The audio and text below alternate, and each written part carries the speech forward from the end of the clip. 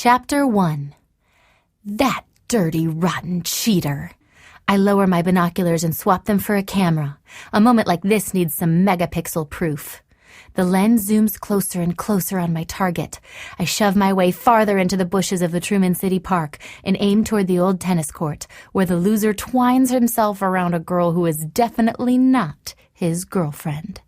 Leaning over and balancing on one leg, I angle my body and get the perfect shot. One more close-up to seal the deal. "Hello, Bella Kirkwood." With a squeal and a jerk, I topple over and crash into the shrubs. Spitting dried leaves, I glare at the boy standing over me. "Hey, Chief." As the sun shines behind him, the editor of the Truman High Tribune smiles, and for a moment I forget that I'm sprawled in a small tree with limbs poking me in very uncomfortable places. Luke Sullivan is delish, except for his attitude and his arrogance and his broodiness and his genius IQ that makes me feel like I have all the intellect of a gerbil. "What are you doing?" With his hand on mine, he pulls me upright and I'm catapulted straight into his chest. "Working?" I take a step back. "Mindy Munson hired me to find out if her boyfriend was cheating." I jerk my head toward the couple making up their own game on the court. "I'd say we have a definite love violation here." "So you're taking pictures of a guy without his permission. Don't you think that's a little creepy? A little unethical?" I consider the idea. "Not so much." "This has got to stop. Ever since we busted the football team, people think you're Nancy Drew." It's true. When you get kidnapped by the leader of a deadly football gang and said leader tries to permanently erase you from the planet, people think you're the stuff. And when you walk away from the attempted murder with your head still intact, folks start to think you're some sort of sleuthy hero. Oh, the many perks of almost dying. I've spent the last 2 months tracking down stolen iPods, cheating boyfriends, a drill team stalker, and one lost bullfrog by the name of Mr. Toady Pants. Not only does it keep me busy, it keeps me in shoes. Hey, the Prada Fairy doesn't visit me like she used to. I do what I must. "Did you finish the article I signed?" Now Luke's all business. "I'm working here. According to my watch, the school day has been over for an hour, and believe it or not, I do have a life outside of the paper." "What are you doing here anyway? If you're so hard up for female company that you have to follow me around, maybe you should give Mindy Munson a call." I throw a look at her loser boyfriend. "My keen reporter's instinct says she'll be on the market by tonight." A corner of his mouth twitches, then he tilts his head and pierces me with those ocean blue eyes. "Who says I'm on the market?" I blink. Because I've never seen you with a girl. I realize I'm new to detective work and all, but unless your lady is invisible, she's at Harvard." He picks a leaf from my jacket. "Freshman. And no, we don't see much of each other, but she should be in for Christmas."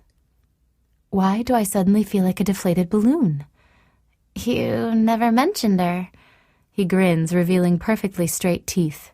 "You never asked." A chilly wind blows, and my chestnut hair reassembles itself into a new formation.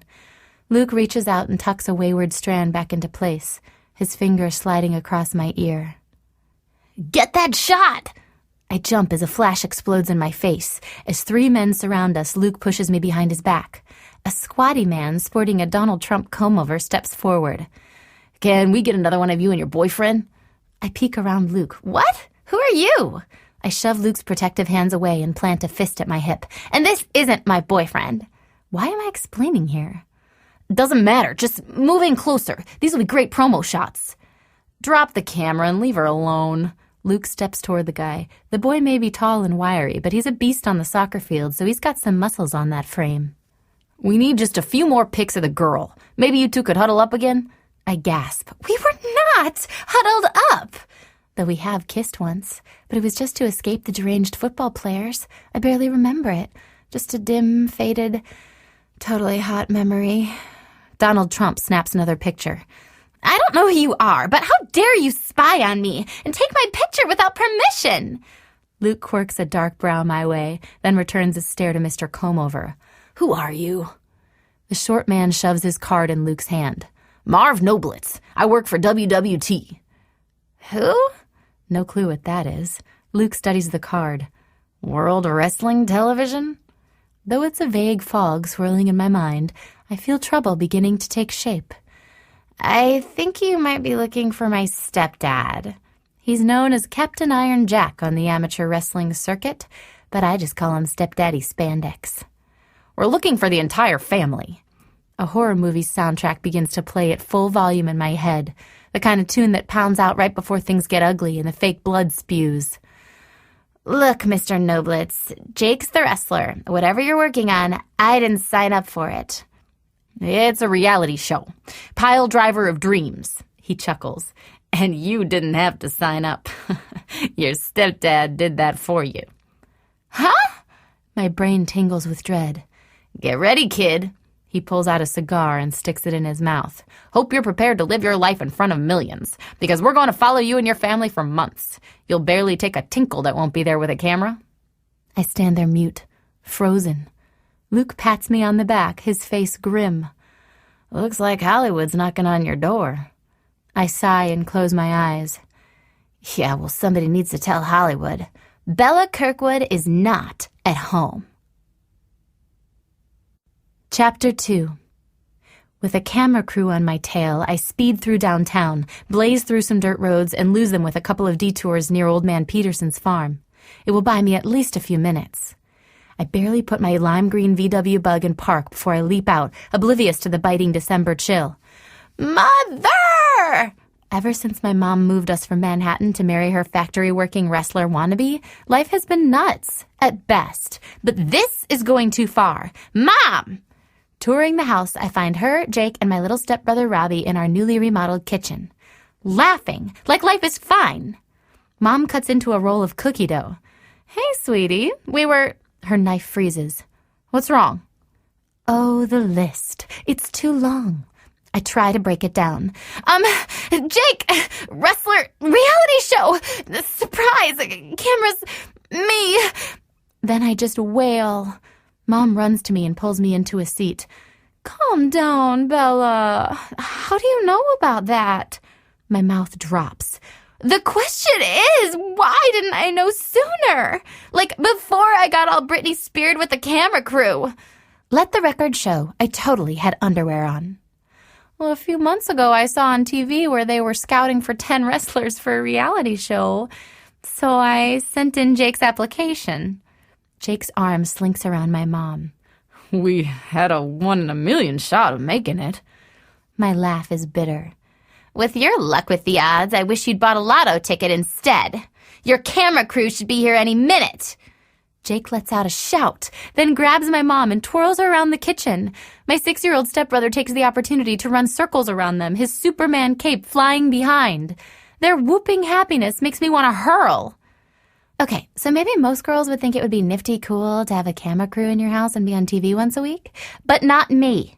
Not when it is centered around your stepfather's attempts at wrestling.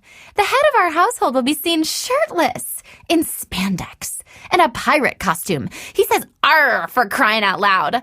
I will never be able to hold my head up. And my own dad is going to flip.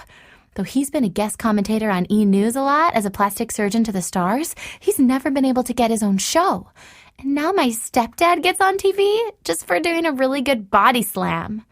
The doorbell rings and Jake and Mom rush to open it. Budge, my other stepbrother, takes that moment to come down the steps. In his Wiener Palace Sultan uniform, no less. What's going on? The feathers on his turban droop. Budge and I were sworn enemies from day one. But ever since I lifted the lid on the craziness that killed his best friend last fall, Budge has been extremely nice to me. We talk all the time.